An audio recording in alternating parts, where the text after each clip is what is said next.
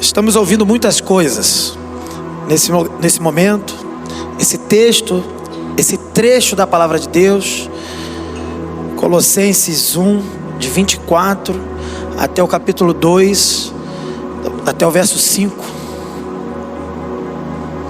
Nós vimos que Jesus, Ele tem a supremacia, Ele é o principal.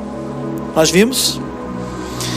vimos que Paulo se afirma ministro do Evangelho e que se esforça para tornar Cristo conhecido, para apresentar esse mistério que já está revelado para todo aquele que crê.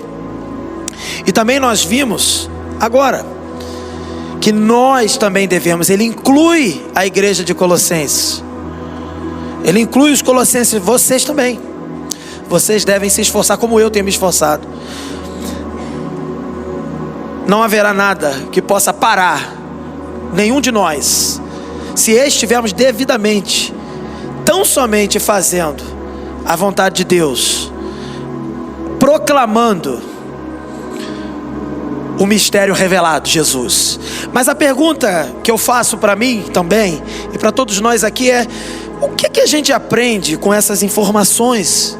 O que a gente extrai para a nossa vida? Querido, é uma pergunta interessante que a gente deve fazer. O que muda em nossas vidas saber que Jesus Cristo, Ele é o mistério que nos desembaraça dessa existência sem sentido? Qual é o valor dessa verdade, queridos? O texto vai nos dizer, Colossenses 2, 3, olha o texto, veja na sua Bíblia, veja na tela. Nele estão escondidos todos os tesouros da sabedoria e do conhecimento. E aí eu tenho 3 afirmações para te dar, extraídas da palavra, e uma pergunta para fazer ao final. A primeira afirmação é que se Cristo estiver mesmo em você, como temos aqui proclamado, declarado, Cristo está em mim, Cristo em vós, esperança da glória. Se Cristo está em mim, se Cristo está em você, então você de fato vai ouvir a palavra que Ele ensina e a palavra que também Ele aconselha. Não é possível, querido, levar uma vida em que se proclama Cristo em mim, mas de fato talvez Cristo não esteja em nós, porque a nossa vida eventualmente pode não estar coerente. Se eu e você temos Cristo em nós, então nós ouvimos a palavra dele. E ouvir não é apenas escutar e achar interessante. Ouvir é ter uma experiência transformadora e ser movido a se levantar e agir em conformidade a essa palavra. Queridos, Cristo em mim significa que a palavra dele define de maneira profunda os meus sentimentos, os meus pensamentos, os meus valores, as minhas atitudes, a minha fé e o meu amor, querido. Se de fato Cristo vive em mim, eu serei moldado pelo ministério da palavra, seja publicamente e também de casa em casa. Isso a gente vê em Atos 20, versículo 20. Queridos, os nossos ouvidos devem estar atentos ao que a gente recebe aqui do púlpito desta igreja, ou em qualquer lugar que se pregue a palavra de Deus. Devemos estar atentos à instrução do púlpito, mas não apenas do púlpito, do discipulado, do convívio entre os irmãos e do compartilhar, não apenas do pão, do alimento material, mas do compartilhar do pão espiritual. Jesus, o pão da vida, Jesus, a palavra, o verbo encarnado, a palavra revelada. Então, de fato, se Cristo está em mim e você, devemos ouvir essa palavra e agir em conformidade com essa palavra. E a segunda afirmação que eu queria fazer para mim e para você, a segunda implicação que esse texto nos faz para nós mesmos, é que se Cristo está em mim, está em você, a palavra dele fluirá da minha boca e das suas ações.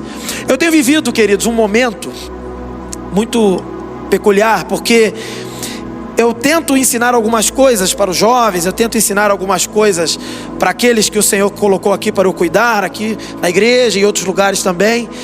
E só me vem uma palavra para dizer: se você não tem nada para falar, não fale nada. E se você tiver algo para falar, que seja a palavra de Deus. Portanto, querido, se realmente Cristo está em mim e você, da sua boca e da minha boca não vai sair murmuração, não vai sair mentira, não vai sair fofoca, não vai sair comunicação truncada que provoca contenda e separação. Da minha e da sua boca única e exclusivamente sairá a palavra de Deus, porque a Escritura diz que do nosso interior fluirão rios de água viva. Querido, querida, a vida do verdadeiro crente é uma vida de proclamação da palavra, do Evangelho. Se não for para proclamar, fique quieto, silencie. E o príncipe dos pregadores, conhecidíssimo Charles Spurgeon, ele diz que se você de fato é crente, então crente, ou você é um missionário, ou então você é um impostor. Decida o que você quer ser. Se da sua boca realmente sai a proclamação da palavra, então de fato Cristo está em você. Agora, se da sua boca não sai a palavra, talvez é como Spurgeon disse, talvez você seja um impostor. Mas nem tudo está perdido, ainda há chance de mudar. A terceira afirmação que eu queria fazer para mim e para você nessa noite é que também, se Cristo está em você, se Cristo está em mim, querido, como vimos aqui Paulo se esforçando e passando por tribulações, e ele disse: eu me esforço para multiplicar, para tornar esse mistério conhecido a outros, aos gentios, aqueles que não são do povo de Israel. Você é um gentio, eu também, já fomos, né, no sentido geográfico. Nós somos brasileiros, nós não somos judeus. E o Evangelho chegou para mim e para você, querido. Gerações de cristãos, gerações de crentes passaram até que o Evangelho chegasse para mim e para você. Muitos deles morreram, e a igreja foi regada também. A semente do crescimento da igreja foi regada primeiramente e primariamente com o sangue de Cristo, sim, com certeza. Mas ela também foi regada com o sangue dos crentes que morreram. Até porque, se somos crentes, somos imitadores do Mestre. Se Cristo morre e verte o seu sangue, nós devemos estar prontos para morrer e verter o nosso. Mas creia, a terceira afirmação é uma afirmação que nos enche de esperança e de coragem, assim como vemos em Paulo. Se Cristo está em mim e você, nada pode derrubar você. Mas não é pela sua força, não é pela minha força, não é pelo seu talento. Quanto talento temos visto nessa igreja, aqui também agora, com esse coral lindo, com os jovens trabalhando e outros ministérios que trabalham em vários períodos do ano. Quanto talento, mas não confie nisso. Não confie no seu talento. Não confie na sua força, na sua capacidade. Quando entendemos e internalizamos que de fato temos Cristo em nós, e assim por isso nada pode nos derrubar ou derrotar, é porque em nós está aquele que é invencível. Somos vencíveis. Enquanto estivermos nesse mundo mal, somos vencíveis. Não acho que é você. É Cristo em nós. Querido, em Cristo nós já temos o que precisamos para permanecer de pé, diante não apenas dessas oposições que passamos, mas diante da tentação também, e também do engano, queridos. Somos tentados todos os dias, queridos. Somos tentados, testados, o pecado está sendo apresentado todos os dias para mim e para você. Nós ainda lutamos no nosso interior, na nossa natureza. Nós não temos apenas uma natureza agora divina, porque somos nova criatura. Nós ainda temos uma natureza carnal que está em contenda. E crente, se você tem Cristo em você, como você professa e diz, e eu também, então você está em luta, você está em batalha. Você está lutando contra essa vontade de pecar todo dia. Agora, se você diz assim: não, eu não tenho luta, eu estou em paz, talvez você esteja mentindo. O crente está em luta contra o pecado. O crente está em luta contra a tentação. E saiba que o dia da tentação, o dia da angústia, ele chegará para todos nós, o teste absoluto chegará. Mas eu quero dizer uma coisa para você: sabe por que nada vai poder me derrubar e te derrubar? Porque o maior teste, quem venceu foi Jesus. E esse teste, nem eu nem você poderíamos passar. E a prova disso é que Adão foi reprovado no jardim.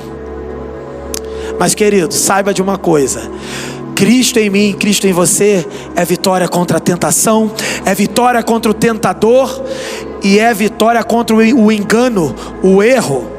E por que o engano e o erro é um inimigo? Porque o que temos visto nos dias atuais, queridos, é que muitos se levantam para falar. Como eu disse, se você não tem nada para dizer, não diga. Mas muitos se levantam para dizer, eles não têm Cristo neles, mas eles se levantam para dizer algo, acham que tem muito a dizer, e falam bonito, e falam com um verniz religioso, com uma aparência celestial até. Mas isso é o engano e o erro. Se apresentam para nós prometendo tudo, mas não podem nada. Por isso, se Cristo está em mim, você não fica enganado. Você tem a verdade dentro de você. Você ouve a mentira e diz: isso não vem de Deus. Você rejeita. E quando essa mentira tenta não apenas te convencer, mas fazer você comunicá-la também, você vai dizer: não tenho nada a dizer, somente a palavra de Deus. E a pergunta são 4 pontos, então 3 afirmações e agora o 4º ponto. Uma pergunta para você e para mim. Diante disso, compreendendo isso, Cristo de fato está em mim, está em você? Se isso ainda não aconteceu de verdade, querido, a sua vida não tem sentido, nem esperança. Cristo em mim, Cristo em vós, esperança da glória. Meu irmão, minha irmã, reflita nessa noite: Cristo está em você? Expresse essas obras, a palavra que sai da sua boca, a vitória contra o mal, a vitória contra a tentação, uma vida coerente a essa palavra. Não viva mais, querido, ainda como quem está no meio de uma névoa, numa neblina, tentando enxergar 2 metros, meio palmo à sua frente, e não enxerga porque a neblina não permite. Quem não tem o mistério revelado em si, Cristo, não tem como andar um passo à frente. É como uma névoa, é como uma neblina. Mas não viva mais nessa névoa, querido. Não viva mais dessa ideia de um mistério oculto que não foi ainda revelado, porque o mistério foi revelado. Cristo desvenda o mistério. Cristo é o mistério revelado. E venha hoje, agora, correndo aos braços de Jesus. Venha hoje mesmo a Cristo Jesus e conheça a verdadeira vida. Você já pensou, querido, no que poderia acontecer se todos nós conhecêssemos o final da história? Falamos aqui no início de filmes, que aí termina o filme no meio e a história não acaba e a gente fica naquele mistério: o que vai acontecer? Você já parou para pensar que se você soubesse o final, seria melhor? A princípio seria melhor. Sabe o que aconteceria se a gente soubesse o final da história? Nós não andaríamos ansiosos, queridos. Nós não teríamos medo, ou pelo menos o medo não seria um impedimento para nós. A gente não ia cair tão facilmente nas ciladas, na lábia dos falsos pregadores e mestres. A gente não seria convencido pelos convites do mundo. Quantos jovens, quantos adolescentes têm sido ludibriados, enganados e convencidos pelos convites e as propostas do mundo, e muitas dessas propostas estão à porta da igreja querendo entrar, e muitos querem dizer assim: abra a porta, porque todos têm que ter acesso a Deus e tal. A Bíblia não diz todos acesso a Deus. A Bíblia diz todo aquele que crê. E aquele que crê diante de Jesus, Jesus diz: vai, não peques mais, muda de vida. Então, nós não seríamos convencidos mesmo se a gente soubesse o fim da história.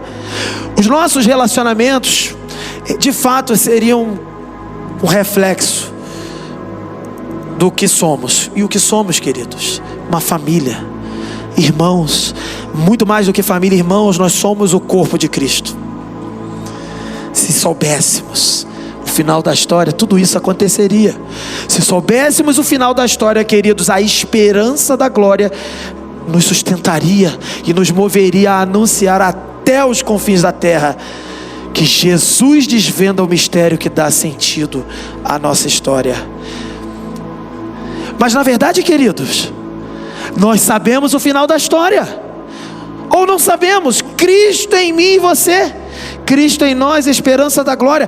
Cristo é o final da história, porque Ele disse em Apocalipse: eu sou o alfa e o ômega, o princípio e fim. Ele disse lá para os fariseus, antes de Abraão existir, nascer, eu sou o verbo encarnado, a inteligibilidade, a resposta para todas as perguntas, a solução para todos os problemas, mesmo quando não vemos. Sabemos o final da história. E como pode ainda sabermos o final da história e não vencermos, não termos um relacionamento melhor, não sermos uma igreja melhor talvez, não termos um comportamento melhor fora? Como pode? Não, quem sabe o final da história sim, é corpo de Cristo, se comporta como Cristo, se ama como Cristo, se relaciona como Cristo, cumpre e faz as obras de Cristo. Querido, fique no meu e no seu coração a seguinte informação: Jesus desvenda o mistério que dá sentido à nossa história. E por esta razão, queridos, nós podemos esperar uma igreja diferente. Não apenas uma igreja diferente, famílias na sua casa, na sua intimidade, diferentes. Você consegue vislumbrar isso na sua vida? A sua família melhor, diferente. Seu filho restaurado, seu filho salvo. Seu pai, sua mãe, seu irmão, sua irmã, seu tio, sua tia, seu avô. Cristo em nós é a resposta para tudo. E que, queridos, a nossa história com Cristo revele ao mundo esse maravilhoso mistério que é Jesus, o Cristo de Deus, o Verbo de Deus.